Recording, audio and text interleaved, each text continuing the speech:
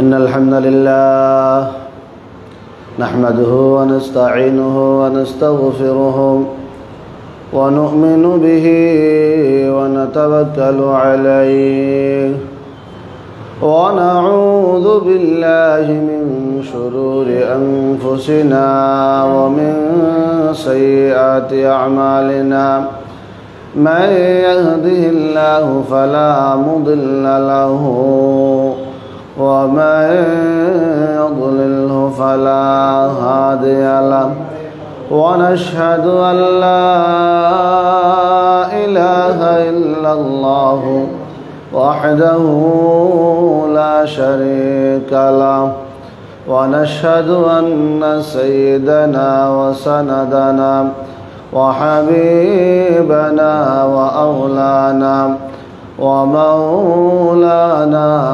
محمدا عبده ورسوله الذي أرسله الله تعالى إلى الناس كافة بشيرا ونذيرا وداعيا إلى الله بإذنه وسراجا منيرا أما بعد فعن عمر بن الخطاب رضي الله عنه قال بينما نحن جلوس عند رسول الله صلى الله عليه وسلم ذات يوم إذ طلع علينا رجل شديد بياض الثياب شديد سواد الشعر لا يرى عليه أثر السفر ولا يعرفه منا أحد حتى جلس إلى النبي صلى الله عليه وسلم فأسند ركبتيه إلى ركبتيه ووضع كفيه على فخذيه وقال يا محمد أخبرني عن الإسلام فقال الإسلام أن تشهد أن لا إله إلا الله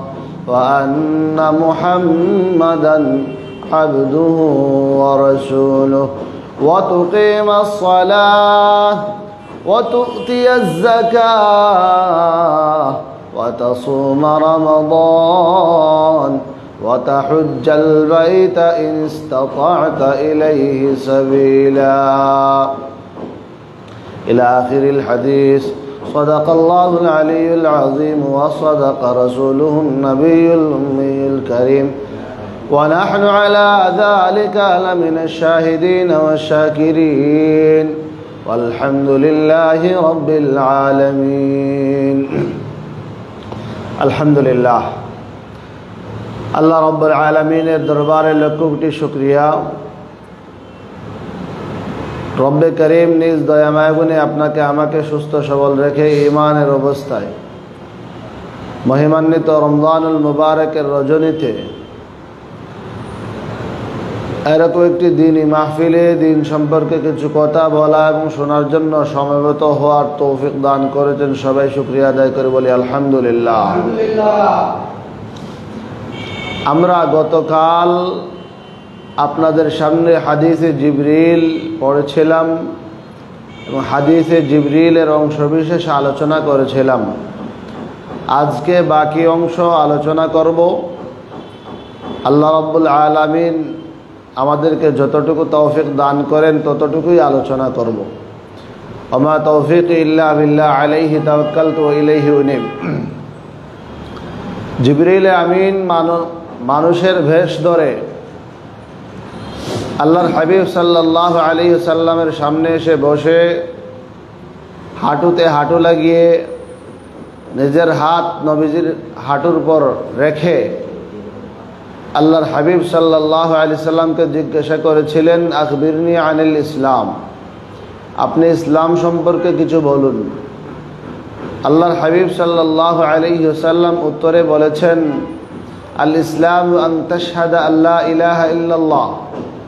ইসলাম হচ্ছে যে তুমি সাক্ষ্য দেবে যে আল্লাহ ছাড়া আর কোনো মাবুদ নেই, ওয়া আন্না মুহাম্মাদান আবদুহু ওয়া রাসূলুহু, মুহাম্মদ সাল্লাল্লাহু আলাইহি ওয়াসাল্লাম আল্লাহ তাআলার বান্দা ও রাসূল।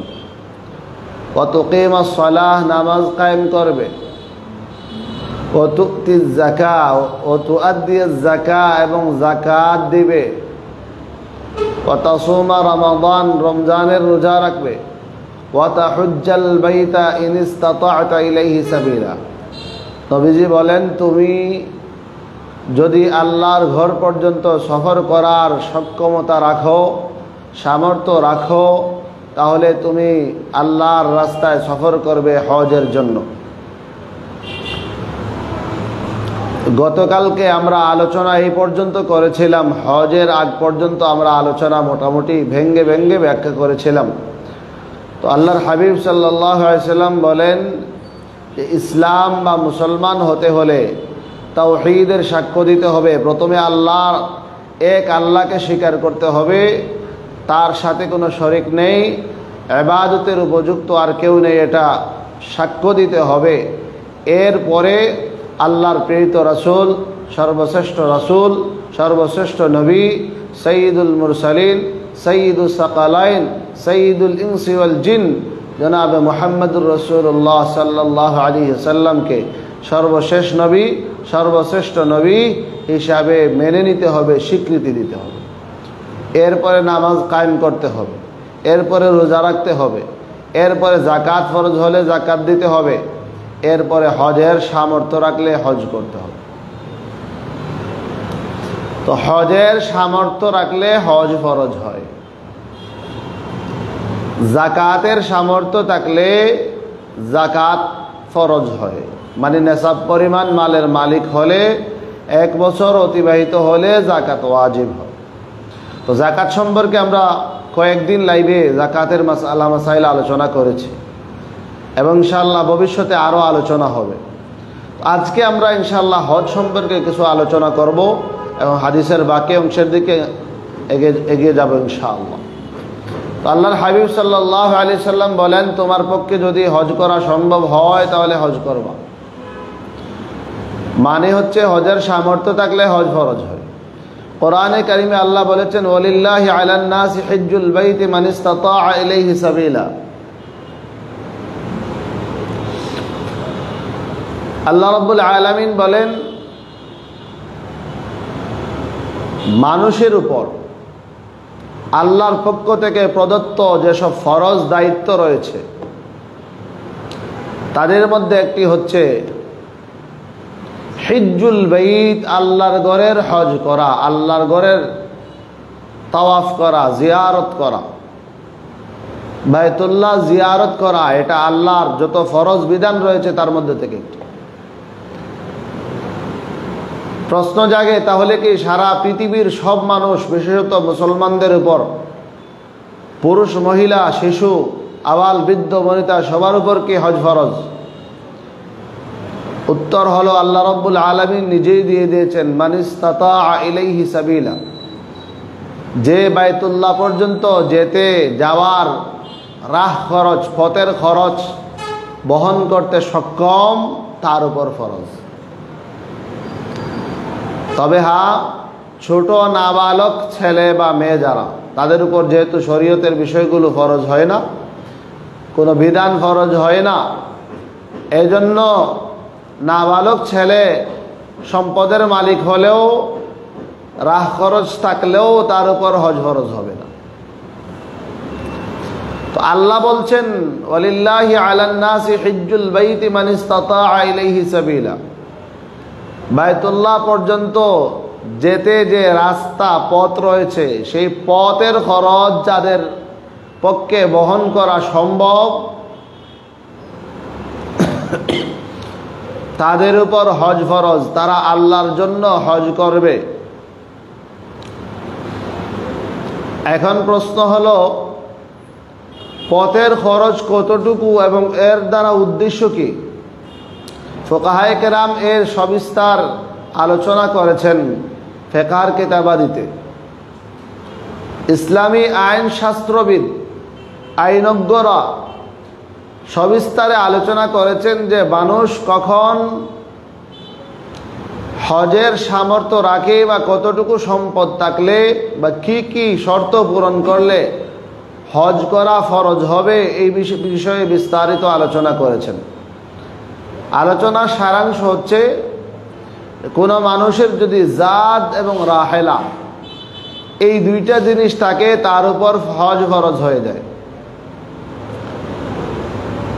জাদ মানে হচ্ছে একজন মানুষ আল্লাহর ঘর পর্যন্ত যেতে তার যে খাবার দাবার, তার যে প্রয়োজনীয় জিনিসপত্র লাগবে, এই সবগুলোর ব্যবস্থা থাকা। টাকা পয়সা হইলে টাকা পয়সার ব্যবস্থা থাকা, যে খরচ ব্যয়বার আসবে, যেমন মনে করুন একটা মানুষ রমজানের পরের মাস শাওয়ালে হজের উদ্দেশ্যে রওনা দিল। শাওয়াল, জিলকায়দা, জিলহজ মাসে হজ শেষ করে বাড়িতে আসা পর্যন্ত এই যে সময়ের ভিতরে সফর চলাকালীন অবস্থায় রাস্তায় চলতে, খানা খেতে, গাড়ি ভাড়া, বিমান ভাড়া, যানবাহন বাবদ খরচ, ভিসা সহ সব খরচ বহন করতে যদি কেউ সক্ষম হয় তাহলে এটার নাম হচ্ছে জাদ। আর রাহেলা মানে হচ্ছে যানবাহনের ব্যবস্থা থাকা। যেমন কারো কাছে টাকা আছে তবে যাওয়ার মতো যানবাহন নেই, যখন যে যানবাহন ব্যবহার হয়, যেমন আগেকার যুগে উট, ঘোড়া ইত্যাদির মাধ্যমে মানুষ দূর দূরান্ত সফর করত। এখন কারো কাছে যদি উট ঘোড়া না থাকে অথবা টাকা থাকা সত্ত্বেও যদি এগুলো ম্যানেজ করা না যায় তাহলে তার উপর হজ ফরজ হবে না। ঠিক তদ্রূপ বর্তমান যুগে বিমান বা গাড়ির ব্যবস্থা বা ট্রেনের ব্যবস্থা বা জাহাজের ব্যবস্থা, যে বাহন অবলম্বন করে আপনি বাইতুল্লাহ পর্যন্ত পৌঁছবেন, সেই বাহন যদি না থাকে অথবা তাকে কিন্তু চলে না, কোনো কারণে সরকারি বিধিনিষেধ বা যে কোনো কারণে বন্ধ থাকে, আপনি এই বাহন ব্যবহার করে যেতে পারছেন না, তাহলে রাহেলা না থাকার কারণে, সফরের বাহন না থাকার কারণে আপনার উপর হজ ফরজ হবে না। টাকা থাকলেও হজ ফরজ হবে। এমন কি যদি কখনো এমন হয় যুদ্ধ বিগ্রহের কারণে মানুষের টাকা থাকা সত্ত্বেও সে বাইতুল্লাহ যেতে পারবে না, প্রতিমধ্যে বাধা, প্রতিবন্ধকতা সৃষ্টি করে রাখা হয়েছে, তাহলেও রাহেলা না থাকার কারণে, যাতায়াতের ব্যবস্থা না থাকার কারণে তার উপর হজ ফরজ হবে না। তাহলে আল্লাহ বলছেন, ওয়ালিল্লাহি আলান নাসি হিজ্জুল বাইতি মান ইসতাতা ইলাইহি সাবিলা। নবীজির হাদিস যেহেতু কোরআনের ব্যাখ্যা, নবীজিও বলেন ইসলামের 5 নম্বর কাজ হলো তুমি আনতা হুজ্জাল বাইতা ইন ইসতাতা'তা ইলাইহি সাবিলা, তুমি যদি পারো, সম্ভব হয়, সামর্থ্যবান হও, তাহলে আল্লাহর রাস্তার হজ করা। তাহলে হজ করার জন্য জাদ এবং রাহেলা, জাদ মানে পথের খরচ, যাবতীয় খরচ, শুধু নিজের খরচ না, পরিবারে আপনার অধীনস্থ যেসব লোক রয়েছেন, যেন আপনার সন্তানাদি, বৃদ্ধ মা বাবা, এ জাতীয় যারা আপনার অধীনস্থ, আপনি যাদের ব্যয়ভার বহন করেন, এই সকল লোকের খরচও আপনি হজ থেকে আসার আগ পর্যন্ত যে কয় মাস বা যে কয়দিন সময় লাগবে, এই দিন বা মাসের যে ব্যয়ভার আসবে, এটাও যদি আপনার ব্যবস্থায় থাকে যে আপনি হজে যাওয়ার পরে তাদেরকে এই খরচটুকু দিয়ে যেতে পারবেন এবং রাস্তার খরচও আপনার আছে, আবার সেখান থেকে হজ করে বাড়িতে আসা পর্যন্ত যে খরচ ব্যয় হবে সেটা আপনার রয়েছে, তাহলে আপনার উপর হজ ফরজ হবে। এবং রাস্তায় যদি কোনো প্রতিবন্ধকতা না থাকে, যানবাহনের ব্যবস্থা থাকে। মোট কথা, একজন ব্যক্তির উপর শুধু টাকা থাকলেই হজ ফরজ হয় না। হজ ফরজ হওয়ার জন্য নিরাপদ রাস্তায় বায়তুল্লাহ পর্যন্ত যাতায়াতের সুযোগ ব্যবস্থা থাকা, দ্বিতীয়ত অর্থনৈতিক সক্ষমতা থাকা। আর যদি মহিলা হন তাহলে মাহরাম পুরুষ সাথে থাকা, আপন ভাই, বাবা বা নিজের স্বামী এমন কেউ সাথে থাকা। এবং মহিলা যদি হন তাহলে মাহরাম পুরুষের ব্যবহারের ব্যবস্থাও যদি থাকতে হবে। এমন যদি হয় কোনো মহিলা যে নিজে বায়তুল্লাহ পর্যন্ত যাওয়ার পথ খরচ বা হজের যে খরচ হয় সেটা আছে, কিন্তু সাথে আরেকজনকে নিবেন না, বাপন ভাইকে নিবেন, সেই খরচ নেই, তাহলে তার উপর হজ ফরজ হবে না। আল্লাহর হাবিব সাল্লাল্লাহু আলাইহি সাল্লাম বলেছেন যে লা তুসাফিরু ইমরাআতুন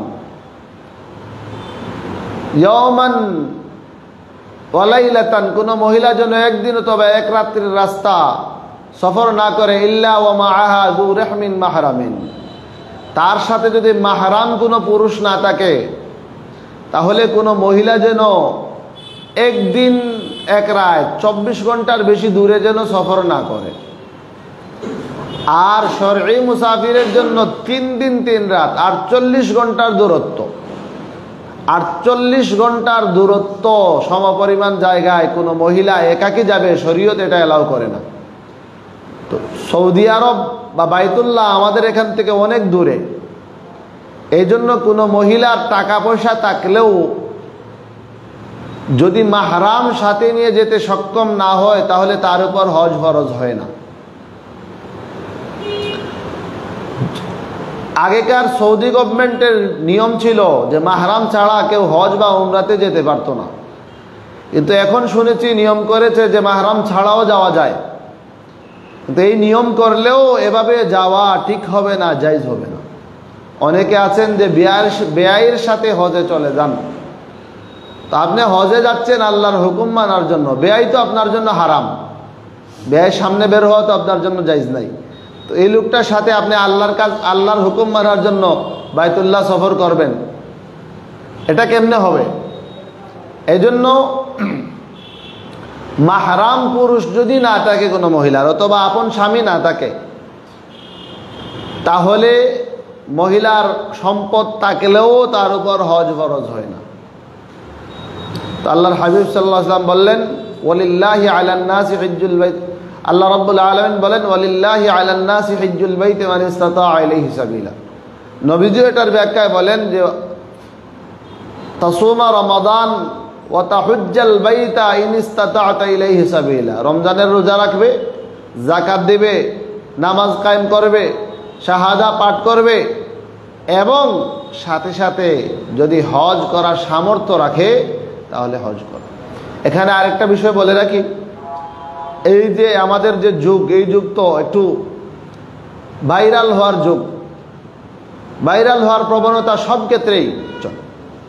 দেখবেন কিছুদিন পর পর একজন রওনা হয়ে যায় বাইতুল্লাহ সফর, পায়ে হেঁটে পায়দল সফর করার জন্য। পায়ে হেঁটে বায়তুল্লাহ সফর করা এটা মূলত খারাপ না, এটা ভালো। আল্লাহ রাব্বুল আলামিন কোরআনে বলেছেন ওয়াদ্দিন ফিন্নাসি বিল হাজ্জি ইয়াতুকা রিজালান ওয়া আলা কুল্লি দামিরি ইয়াতিনা মিন কুল্লি ফাজ্জিন আমিক। আল্লাহ বলেন আমার নবী ইব্রাহিম, আপনি মানুষের মধ্যে হজের ঘোষণা দিয়ে দেন, আপনার ঘোষণা আমি মানুষের কানে কানে পৌঁছে দেব। পৃথিবীর বিভিন্ন দূর দূরান্ত প্রান্ত থেকে মানুষেরা, প্রাচ্য প্রতীচ্য থেকে মানুষেরা বায়তুল্লাহ হজ করার জন্য আসবে। কেউ আরোহিত অবস্থায় আসবে, আবার কেউ পায়ে হেঁটে আসবে। তাহলে বোঝা গেল পায়ে হেঁটে আসা যেমন ঠিক আছে, আরোহিত অবস্থায় আসাও ঠিক আছে। তবে একটা জিনিস খেয়াল করতে হবে, কোনো ইবাদত যদি আল্লাহকে রাজি খুশি করার জন্য না করে, মানুষের মধ্যে নেম ফেম, ফেমাস, পপুলারিটি, প্রসিদ্ধি অর্জনের জন্য করা হয়, তাহলে এটার ইবাদত থাকে না, এটা রিয়াকারী হয়ে যায়, সওয়াবের পরিবর্তে গুনার মুস্তাহিক হতে হয়। তো এই জন্য অনেক ভাই আছেন। এছাড়া আরেকটা বিষয় হচ্ছে, যখন বিমান জাহাজ বা যানবাহনের কোনো সমস্যা নেই, অনেক সুযোগ রয়েছে, সেই অবস্থায় আপনি অনেক দূর থেকে পায়ে হেঁটে রওনা দিলেন, নিজেকে ঝুঁকির মধ্যে ফেলে দিলেন, এটা শরীয়তে মতলুব না। এক বৃদ্ধ, আল্লাহর হাবিব সাল্লাল্লাহু আলাইহি ওয়াসাল্লাম হাদিসের মধ্যে আসছে, নবীজি দেখলেন যে একটা বৃদ্ধকে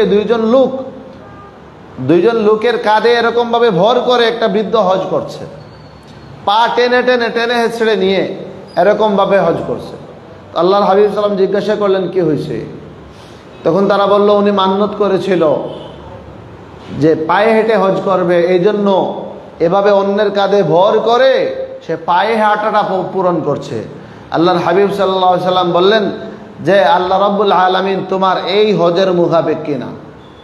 তোমাকে এরকম ভাবে কষ্ট দিয়ে আল্লাহ ইবাদত দিবেন, আল্লাহর এটার দরকার নাই, আল্লাহ এত মুখাপেক্ষী না তোমার এটার। তুমি অসুস্থ মানুষ, অতএব তুমি একটা যানবাহন ব্যবহার করো। তাহলে বোঝা গেল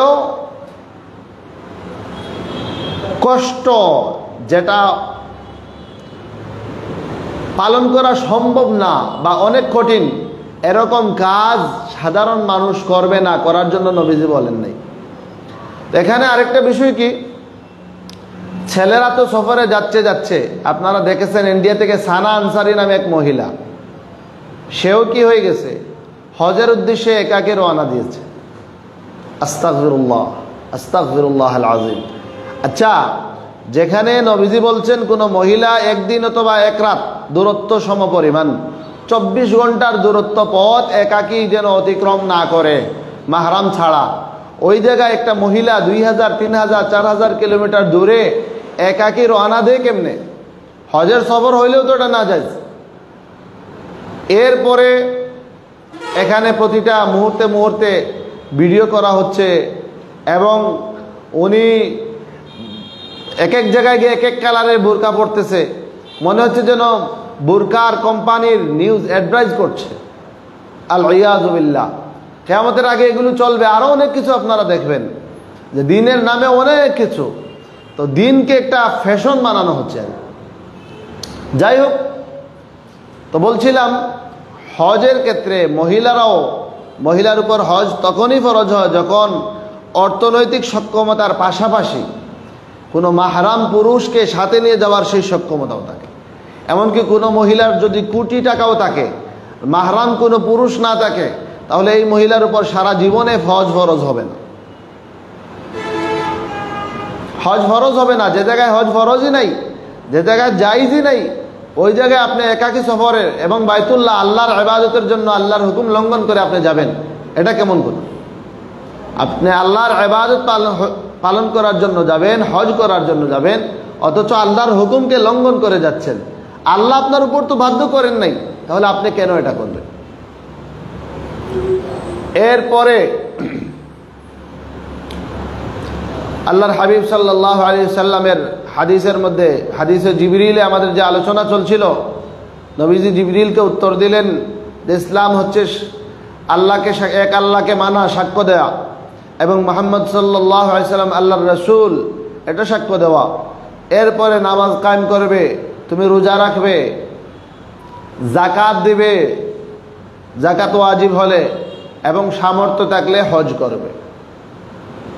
ওমর রাদিয়াল্লাহু আনহু বলেন, জিবরিল আমিন এই উত্তর শুনে বলেন, সাদাক্তা, আপনি সত্য বলেছেন।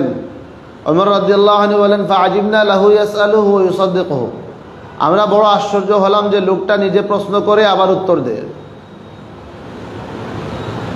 অতঃপর জিবরিল আমিন আবার বলেন, আখবিরনি আনিল ঈমান, ঈমান সম্পর্কে আপনি কিছু বলুন। আল্লাহর হাবিব সাল্লাল্লাহু আলাইহি ওয়াসাল্লাম বলেন যে আল ঈমান আন তুমিনা বিল্লাহি ওয়া মালাইকাতিহি ওয়া কুতুবিহি ওয়া রুসুলিহি ওয়াল ইয়াউমিল আখির ওয়া তুমিনা বিল কদরি খাইরিহি ওয়া শাররিহি। আল্লাহর হাবিব সাল্লাল্লাহু আলাইহি ওয়াসাল্লাম বলেন যে ঈমান হচ্ছে তুমি আল্লাহর উপর বিশ্বাস স্থাপন করবে, তার ফেরেশতাদের উপর, তার কিতাবসমূহের উপর, কিয়ামত দিবসের উপর, তার রাসূলদের উপর, ভালো মন্দ যা কিছু হয় আল্লাহর পক্ষ থেকে হয়, তাকদীরের উপর তুমি বিশ্বাস স্থাপন করবে। এটা হচ্ছে ঈমান। তো ঈমানের পর্ব ইনশাআল্লাহ আমরা আগামীকালকে আলোচনা করব। ঈমান সংক্রান্ত, এই হাদিসের ঈমান সংক্রান্ত ডিটেলস বিস্তারিত আলোচনা ইনশাআল্লাহ আগামী পর্বে আগামীকালকে হবে ইনশাআল্লাহ। আগামী পর্বে আলোচনা করব ইনশাআল্লাহ। তো এখন আমাদের সামনে কিছু প্রশ্ন এসেছে, প্রশ্নগুলো আলোচনা করে আজকে এখানে আলোচনা শেষ করব। প্রথম প্রশ্ন হচ্ছে, রোজা অবস্থায় ডায়াবেটিস পরীক্ষা করার হুকুম কি? রোজা অবস্থায় ডায়াবেটিস পরীক্ষা করা যাবে কিনা? দেখুন, ডায়াবেটিস পরীক্ষা করার জন্য একটু রক্ত নিয়ে ডায়াবেটিস পরীক্ষা করা হয়। আমরা আগের দিনও বলেছি যে শরীর থেকে প্রয়োজনে রক্ত নিলে রোজা ভাঙে না। রোজা ভাঙে কেবল শরীরের ভিতরে মানফাজ, অর্থাৎ নাক, মুখ, পায়খানার রাস্তা এ জাতীয় জায়গা দিয়ে কোনো কিছু পেট অথবা মগজ পর্যন্ত যদি পৌঁছে যায় তখন রোজা ভাঙে। ভিতর থেকে বের হলে রোজা ভাঙে না। অতএব ডায়াবেটিস পরীক্ষা করলে রোজা ভাঙবে না। আরেক ভাই প্রশ্ন করেছেন, তারাবির নামাজে 2 রাকাত পড়ে ইমাম সাহেব বৈঠক না করে তৃতীয় রাকাতের জন্য দাঁড়িয়ে যান, অতঃপর তৃতীয় রাকাত পড়ে সেজদায়ে সাহু দিয়ে সালাম ফেরান, এই নামাজ কি বিশুদ্ধ হয়েছে? দেখুন, সুন্নত এবং নফল নামাজের প্রতি 2 রাকাত পরে বৈঠক করা ফরজ। ফরজ নামাজের 4 রাকাতই ফরজ নামাজের 4 রাকাত পরে বৈঠক করা ফরজ। আর মধ্যখানে যে বৈঠক এটা ওয়াজিব। ওয়াজিব যদি কোনো কারণে ছুটে যায় সেজদায়ে সাহু দিলে হয়, চলে। কিন্তু ফরজ যদি কোনো কারণে ছুটে যায় তাহলে সেজদায়ে সাহু দিলে হয় না, ওই নামাজকে পুনরায় পড়তে হয়। তো সুন্নত এবং নফল নামাজের 2 রাকাত পর পর বৈঠক করা ফরজ। এখন তারাবির নামাজ যেহেতু সুন্নত নামাজ, এই নামাজের দ্বিতীয় রাকাতের পরে বৈঠক করা ফরজ ছিল। এখন যদি কেউ বৈঠক না করে তৃতীয় রাকাত পড়ার পর বৈঠক করে আবার সেজদায়ে সাহু দিয়ে দেয়, তাহলে নামাজ হবে না। এই প্রথম 2 রাকাত, এই পুরা নামাজটাই বাতিল হয়ে যাবে, নষ্ট হয়ে যাবে। পুনরায় নামাজ পড়তে হবে এবং খতম পূরণ করতে হলে এই 2 রাকাত নামাজের যে তিলাওয়াত করা হয়েছিল এটাও পরের দিন আবার পড়তে হবে, অথবা তাৎক্ষণিক যদি স্মরণ হয় তাহলে তখনই এটা পড়ে নিতে হবে। উচিত ছিল 2 রাকাত তারাবির নামাজে 2 রাকাতের বৈঠক না করে যখন ইমাম সাহেব দাঁড়ায়া গেলেন, মুসল্লিদের বা পিছনে যারা ছিলেন তাদের উচিত ছিল লোকমা দেওয়া, অথবা ইমাম সাহেবের কোনোভাবে যদি স্মরণ হয়ে যায় তৃতীয় রাকাতের সেজদার আগ পর্যন্ত যদি স্মরণ হয়ে যায় যে আমি 2 রাকাতের পরে বৈঠক করি নাই, তাহলে ইমাম সাহেব সোজা চলে এসে বৈঠক করবেন, সোজা বসে যাবেন, বসে বৈঠক করবেন। বৈঠক করার পর সালাম ফিরাবেন, সেজদায়ে সাহু করবেন, এরপরে সালাম ফেরাবেন, তাইলে নামাজ হয়ে যাবে। আর যদি এভাবে না করে বৈঠক 2 রাকাত পরে বৈঠক না করে তৃতীয় রাকাত পড়ে ফেলেন, সেজদা দিয়ে দেন, তাহলে এরপরে আর এই নামাজ সংশোধনের কোনো রাস্তা বাকি নেই, সেজদায়ে সাহু দিলেও কাজ হবে না।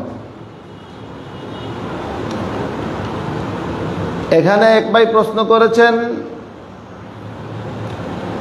আল্লাহকে মাবুদ এবং রসুল সাল্লাল্লাহু আলাইহি ওয়াসাল্লামকে নবী হিসাবে বিশ্বাস করি, কিন্তু বাস্তবিক পক্ষে কাজকর্মে, অফিস আদালতে, আনুষ্ঠানিকতায়, অর্থনৈতিক ব্যবস্থাপনায় ইসলামের হুকুম আহকাম মেনে চলি না। এই যে আমাদের দ্বিচারিতার কারণ ও তার প্রতিকার কি? দেখুন, মুমিন হিসাবে, একজন মুসলমান হিসাবে, আল্লাহর বান্দা হিসাবে আমাদের উচিত আল্লাহ রাব্বুল আলামিন কখন কোন হুকুম করেছেন আমার জন্য, আল্লাহ রাব্বুল আলামিন আমার জন্য কোন হুকুম করেছেন, আমার উপর কোন হুকুম কখন করেছেন, এটা জানা প্রথমে এবং সেই অনুযায়ী আমল করা সারা জীবন। কারণ ইসলাম হচ্ছে কমপ্লিট কোড অফ লাইফ, পূর্ণাঙ্গ জীবন বিধান। 2-1টা বিষয় মানলাম, 2-1টা মানলাম না, তাইলে আমি পরিপূর্ণ মুসলিম হইতে পারলাম না। পরিপূর্ণ মুসলমান হতে হলে আমাকে চেষ্টা করতে হবে পরিপূর্ণভাবে সারা জীবন। আল্লাহ বলেন, ইয়া আইয়ুহাল্লাযীনা আমানু দুখুলু ফিস সিলমি কাফা, হে ঈমানদাররা তোমরা ইসলামে পরিপূর্ণভাবে প্রবেশ করো। ইসলাম কিছু মানবে না, ফাতুমিনুনা বিবাদিল কিতাব ওয়া তাকফুরুনা বিবাদ। আল্লাহ কোরআনে বলেন কি তোমরা কিছু মানো, কিছু অস্বীকার করো, তাহলে মুমিন হইবা কেমনে? তো কিছু মানবে, কিছু অস্বীকার করবেন, এটা এর কোনো সুযোগ ইসলামে নেই। পরিপূর্ণভাবে মানতে হবে। এখানে একটা জিনিস আমি ভেঙে দেই, তো আমাদের প্র্যাকটিস করা উচিত যে পূর্ণাঙ্গ ইসলাম পালন করা। চেষ্টা করা সত্ত্বেও যদি পারা না যায়, মানুষ দুর্বলতা থাকবে, ত্রুটি বিচ্যুতি থাকবেই, পরিবেশ পরিস্থিতি দ্বারা মানুষ প্রভাবিত হবে, বিভিন্ন কারণে পূর্ণাঙ্গ অ্যাপ্লাই নাও করা যেতে পারে, কিন্তু চেষ্টা যদি থাকে এরপরে না পারে, আশা করা যায় আল্লাহ রাব্বুল আলামিন মাফ করে দেবে। এখানে একটা বিষয় বলি, দেখুন, একটা হচ্ছে দিন ইসলাম শরীয়তকে, আল্লাহর হুকুম বিধিবিধানকে সঠিকভাবে মানা, আর আরেকটা হচ্ছে আমল করা। তো মানার সাথে সাথে আমল দুইটা যদি অ্যাড হয়, যে আমি মানি পরিপূর্ণভাবে আবার আমলও করি পরিপূর্ণভাবে, তাইলে পরিপূর্ণ মুমিন। আর যদি মানা থাকে আমি মানি সঠিক, তা আমলের ক্ষেত্রে ত্রুটি বিচ্যুতি রয়েছে, আমল পরিপূর্ণ হয় না, তাহলে অপূর্ণাঙ্গ মুমিন, অসম্পূর্ণ মুমিন। আমাদের তখন ঈমান হয়ে যাবে পূর্ণাঙ্গ, অপূর্ণ অসম্পূর্ণ ঈমান। তখন বিশ্বাস যদি থাকে, তাহলে ঈমানের কারণে মৃত্যুর পর আল্লাহ রাব্বুল আলামিনের হাওয়ালা করা হবে, যে আল্লাহ চাইলে নিজ দয়া মায়া গুণে বা কারো সুপারিশে মাফ করে দেবেন, আর যদি চান তাহলে গুনাহ অনুযায়ী শাস্তি দিবেন, শাস্তি দিয়ে পরবর্তীতে পাক সাফ করে জান্নাতে দিয়ে দিবেন। আর যদি আমলকে কোনো মানতে যদি কেউ অস্বীকার করে, যেমন কোনো একটা বিধানকে কেউ মানলই না, অস্বীকার করলো যে না আমি এটা মানি না, আল্লাহর হুকুম হিসাবে এটা মানি না, যেমন নামাজ আমি এটা মানি না, তাহলে এই অস্বীকার করার কারণে মানুষ বেঈমান হয়ে যায়, ঈমান হারা হয়ে যায় যে কোনো একটি বিধান। তখন সে চিরস্থায়ী কাফির হয়ে যাবে, আবাদুল আবাদ জাহান্নামী হবে। এই অস্বীকার করার কারণে সে চিরস্থায়ী জাহান্নামী হবে, তাকে জাহান্নাম থেকে মুক্ত করার কোনো রাস্তা আর থাকবে না। তো এই জন্য আমাদের দ্বিচারিতা যেটা হয়ে যায়, এটা অনেক সময় অনিচ্ছা সত্ত্বেও হয়ে যায়। আমরা চেষ্টা করব দ্বিচারিতা না করার, ভিতরে যেমন ঈমান, বাইরেও আমরা আমলে এটা প্রমাণ করব যে আমরা মুসলমান। আর যদি কখনো হয়ে যায় অনিচ্ছাকৃত, তাহলে আমরা আল্লাহর কাছে তওবা করে নেব, আল্লাহ তাআলা আমাদেরকে ইনশাআল্লাহ মাফ করে দেবেন। আরেকটা প্রশ্ন হচ্ছে যে পণ্য কেনার পর শপিং মলে যে কুপনগুলো বা লটারিগুলো দেয়, সেগুলো পুরস্কার নেওয়া কি জায়েজ হবে? দেখুন, বিভিন্ন মার্কেটে বা বিশেষত ঈদের সময় বা বিভিন্ন বড় শপিং মলে দেখা যায় পণ্য কিনলে আপনাকে একটা কুপন দিচ্ছে বা একটা কাগজের টুকরো দিচ্ছে, সেখানে নাম্বার বা কোনো কিছু লেখা থাকে। এরপর এগুলো লটারি হয়, ড্র হয়, ড্রতে যার নাম বাসে তাদেরকে পুরস্কার দেওয়া হয়। তো এই পুরস্কারটা জায়েজ কিনা, এটা জুয়া হবে কিনা? দেখুন, জুয়া হওয়ার জন্য শর্ত হলো যে আপনি টাকা বা মাল দিয়ে কোনো একটা অন্যদের সাথে বাজিতে নামলেন, এবং সেই মাল দিয়ে পাওয়া না পাওয়ার একটা ঝুঁকি থাকে। আপনি টাকা দিলেন, পরে ওটা পেতেও পারেন খুব বেশি, অথবা নাও পেতে পারেন। যেমন ধরে আমাদের ওই যে লটারি বিক্রি করা হয়, 10 টাকা 10 টাকার লটারি, লাগলে আপনি কোটি টাকার মালিক, না লাগলে ওই 10 টাকাই নাই। তো এটা হচ্ছে জুয়া, যেখানে দুই সাইড থাকে, ঝুঁকি, যে পেতেও পারি নাও পেতে পারি, ঝুঁকি। এবং এটা কিসের উপর? মালের উপর। আর এই যে কুপনটা দেয়া হচ্ছে বিভিন্ন শপিং মলে বা বিভিন্ন কোম্পানি যে দেয়, সেটার তার সিস্টেম হচ্ছে যে কোম্পানি তার মাল পণ্য বিক্রি করার জন্য, কাস্টমারকে আকৃষ্ট করার জন্য সে পণ্য বিক্রি করছে তার স্বাভাবিক রেটে, এবং তার লভ্যাংশের উপরে সে চিন্তা করছে যে আমার কাস্টমারকে, আমি 5 জন কাস্টমারকে পুরস্কৃত করব, প্রয়োজনে বড় বড় মোটরসাইকেল বা বিভিন্ন কম্পিউটার, ল্যাপটপ, বিভিন্ন জিনিস আমি দেব। তো এই আপনি মূলত পণ্য কিনছেন, আর যে পুরস্কার দিচ্ছে সে, আপনি পণ্য কিনলে পুরস্কার পান বা না পান, লটারি নেন বা না নেন, পণ্যের টাকা তাকে দিতে হবে। তো এই জন্য এটা টাকার সাথে লটারি কোনো, মানে জুয়ার কোনো সম্পর্ক নেই। এটা পণ্যের উপর গিফট হিসাবে স্বীকৃত হবে, গ্রহণযোগ্য হবে, অতএব নিতে পারবেন। হ্যাঁ, ফুকায়ে কেরাম কেউ কেউ বলেছেন যে কিছু শর্ত রয়েছে, যেন যারা যেসব শপিং মলে এগুলো দেয়, তারা যেন এই লটারির জন্য দাম যেন না বাড়ায়, পণ্যের দাম যেন না বাড়ায়। মানুষের কাছ থেকে লটারির একদিকে পুরস্কার দিচ্ছে, আর ওই লটারির টাকাটা যেন, পুরস্কারের টাকাটা যেন ওই পণ্য থেকে না উঠায়, মানে পণ্য, এই পুরস্কারের কারণে যেন পণ্যের দাম আলাদাভাবে না বাড়ায়। এরপরে কোনো ব্যাকডেটেড বা কোনো খারাপ জিনিস, পচা নষ্ট যেটা ক্ষতিকারক, হ্যাঁ, বা কোনো কোয়ালিটিহীন লস কোনো পণ্য যেন লটারি দিয়ে বিক্রি না করে, কারণ তখন ধোঁকা হয়ে যাবে। এইসব বিষয় যদি না থাকে তাহলে এই পণ্যের যে পুরস্কার এগুলো নিতে পারবেন, জায়েজ আছে, কোনো সমস্যা নেই। এখানে আরেকটা প্রশ্ন এসেছে যে গোসলের সময় পানির ছিটা শরীরে পড়লে, মানে এক ভাই প্রশ্ন করেছেন যে গোসলের সময়, ফরজ গোসলের সময় আমাদের শরীর থেকে যে পানির ছিটা পড়ে এটা নিচে পড়ে, আবার যদি ওইটা শরীরে লাগে তাহলে মানে যে ব্যক্তি গোসল করছে সে নাপাক হবে কিনা।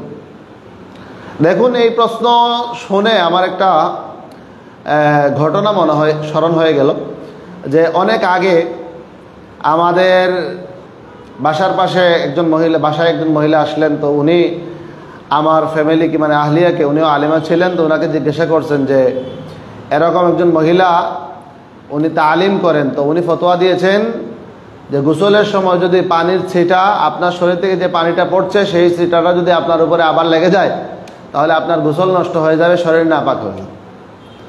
তো এটা নিয়ে পরে আমার মোহতারাম আমাকে জিজ্ঞাসা করলেন, উনি নিজেও ভাবলেন যে এটা তো হতে পারে না, এটা হলে মানুষ গোসল করবেই বা কীভাবে। তো আমি বলে দিচ্ছি, দেখুন আসলে আমরা যেটা মনে করি যেভাবে বিষয়টা শরীয়তের মাসলা, শরীয়তের লাইনে চলবে, আমাদের শুধু আকল এবং বুদ্ধি দৌড়াইলে চলবে না। গোসল করার পর শরীয়তের সুন্নাত নিয়ম হচ্ছে যে আপনি যদি কোনো গোসল করেন, গোসলের সুন্নত তরিকা হচ্ছে সর্বপ্রথম আপনি 2 হাত ভালোভাবে ধৌত করবেন। 2 হাত ধৌত করার পর আপনি মিসওয়াক করবেন, এরপরে পানি নিয়ে সম্পূর্ণ অজু করে নেবেন। আমরা যেভাবে অজু করি অজু ভালোভাবে করে নেবেন। অজু করার পর, অজুর মধ্যে কুলি নাকে মানে সব হয়ে গেছে। অজু করার পর, আচ্ছা এখানে 2 হাত প্রথমে ধৌত করবেন, ধৌত করার পরে অজু একটু পরে। প্রথম কাজ হচ্ছে আপনি সুন্নত তরিকায় গোসলে 2 হাত ভালোভাবে ধোয়া। এরপরে আপনি আপনার লজ্জাস্থান পরিষ্কার করবেন। লজ্জাস্থানে ময়লা তাকুক বা না তাকুক, লজ্জাস্থান দ্বারা উদ্দেশ্য হচ্ছে সামনের এবং পিছনের রাস্তা, আপনি ভালোভাবে পরিষ্কার করবেন যাতে এখানে কোনো ময়লা না থাকে। এবং শরীরে যদি কোথাও আপনার জানা থাকে কাপড়ের কোনো অংশে যেখানে কোনো নাপাকি লাগানো রয়েছে, বীর্য বা জাতীয় কোনো কিছু, তাহলে এই জায়গাটা আপনি ভালোভাবে পরিষ্কার করে নেবেন। এরপরে অজু করবেন ভালোভাবে। অজু করার পরে এরপরে আপনি শরীরে পানি ডালবেন, ডান দিকে, পরে বাম দিকে, পরে মাথা, এভাবে 3 বার করে পানি ডালে ভালোভাবে ঘষা মাজা করে শরীরটা ভালোভাবে ধৌত করে নেবেন। এটা হচ্ছে সুন্নাত গোসল। তো এভাবে যদি আপনি গোসল করেন, অর্থাৎ গোসলের আগে যদি শরীরে কোনো নাপাকি না থাকে, কাপড়ে বা শরীরে কোথাও নাপাকি না থাকে, এরপরে যদি আপনি গোসল করেন তাহলে এই গোসলের ছিটার পানি যদি কোথাও লাগে তাহলে কোনো সমস্যা নেই, আপনার শরীর নাপাক হবে না, বরং এটা পবিত্র পানি, কোনো সমস্যা হবে না। তবে যদি আমাদের অনেকের ভুল হয়, আমরা যখন গোসল করি অনেকের কাপড়ে, আমাদের কাপড় হয়তো বা নাপাক কাপড়ে নাপাক লাগানো রয়েছে, আমরা ওইটাকে আলাদাভাবে পরিষ্কার না করে ওইটা সহ গোসল করে নিই। তো ওইটা সহ গোসল করলে একটা প্রবলেম হচ্ছে যে আপনার ওই কাপড়ে যদি কোনো নাপাক রক্ত বা বীর্য বা জাতীয় কোনো নাপাক থাকে তাহলে ওই নাপাকটা পানির সাথে মিশ্রণ হয়ে আপনার সারা শরীরে লেগে গেল। এখন যদি পানি ভালোভাবে, খুব ভালোভাবে না ডালেন, বেশি বেশি করে পানি না ডালেন, তাহলে এগুলো পরিষ্কার না হয়ে উল্টো শরীরটা নাপাক হওয়ার সম্ভাবনা আছে। আর যদি খুব বেশি করে পানি ডালেন, যে ওই সব নাপাকি ধুয়ে একবারে পরিষ্কার করে নেওয়া যায়, তাহলে পাক হয়ে যাবে। তাহলে সারাংশ হচ্ছে যে আপনি আমাদেরকে ওই নাপাক শরীরের কাপড়ে বা অঙ্গে নাপাক লাগানো অবস্থায় গোসল করা উচিত না। আগে এটা পরিষ্কার করবেন, এরপরে গোসল করবেন। তখন যদি গোসল করেন তাহলে এই গোসলের পানির ছিটা বাথরুমে পড়ুক, আর আপনার শরীরে লাগুক অথবা অন্য কোনো ভালো মানুষের শরীরে লাগুক, এই পানির কারণে গোসল মানে কোনো সমস্যা হবে না, শরীর নাপাক হবে না। এখানে আরেকটা বিষয় বলে রাখি, আমাদের অনেকে মনে করেন যে গোসল ফরজ হওয়া মানে হচ্ছে এই লোকটা নাপাক হয়ে গেছে, এখন তার শরীরে হাত দিলেই সে হাতটাও নাপাক হবে, বিষয়টা এমন না। এটা হচ্ছে নাজাসাতে হুকমি। হুকমি মানে হচ্ছে আপনার উপর গোসল ফরজ হয়েছে, এখন আপনার শরীরে বাহ্যত কোনো নাপাক লাগানো নাই, কিন্তু শরীয়ত বলেছে যেহেতু আপনার উপর গোসল ফরজ হয়েছে, আপনি গোসল করার আগ পর্যন্ত কোরআন তিলাওয়াত করতে পারবেন না, নামাজ পড়তে পারবেন না, এজন্য আপনি নাপাক। নাপাক হচ্ছে আপনি নাজাসত, আপনার শরীরের নাজাসত যেটা হচ্ছে নাজাসতে হুকমি। বাহ্যিকভাবে কোনো কিছু লাগানো নেই, কিন্তু শরীয়ত হুকুম করেছে যে গোসল করতে হবে, পবিত্র হইতে হবে, আপনি নাপাক, এই জন্য নাপাক। তো এই নাপাকের কারণে তার সাথে কোনো কিছু লাগলে অন্য কিছু নাপাক হয় না। গোসল ফরজ অবস্থায় যদি আপনি খানা খান, খানাতে হাত দেন, খানা নাপাক হবে না। মহিলার উপর গোসল ফরজ থাকে, সে গোসল ফরজ অবস্থায় যে রান্না বান্না করে কোনো সমস্যা হবে না। যদি হাতে বা শরীরে কোনো জায়গায় ময়লা বা নাপাকি লাগানো থাকে, ওইটা যদি মিশ্রণ করে দেয় তাহলে তো নাপাক হবে নিঃসন্দেহে। কিন্তু শুধু ময়লা যদি লাগানো না থাকে তাহলে গোসল ফরজ হলে কি হয় না, শরীর ওই নাজাসাতে হুকমি এটা, অর্থাৎ এর দ্বারা আপনি গোসল করার আগ পর্যন্ত কোরআন তিলাওয়াত করতে পারবেন না, নামাজ পড়তে পারবেন না, কিন্তু বাকি কাজ করতে কোনো সমস্যা নাই। ঘুমানো, খাওয়া বা আপনার শরীর কারোর সাথে যদি লেগে যায় তাহলে শরীর কি হবে না, নাপাক হবে না। আল্লাহ রাব্বুল আলামিন আমাদের সবাইকে দিন সঠিকভাবে জানার এবং মানার তৌফিক দান করুন। আমিন। ওয়া আখিরু দাওয়ানা আলহামদুলিল্লাহি রাব্বিল আলামিন।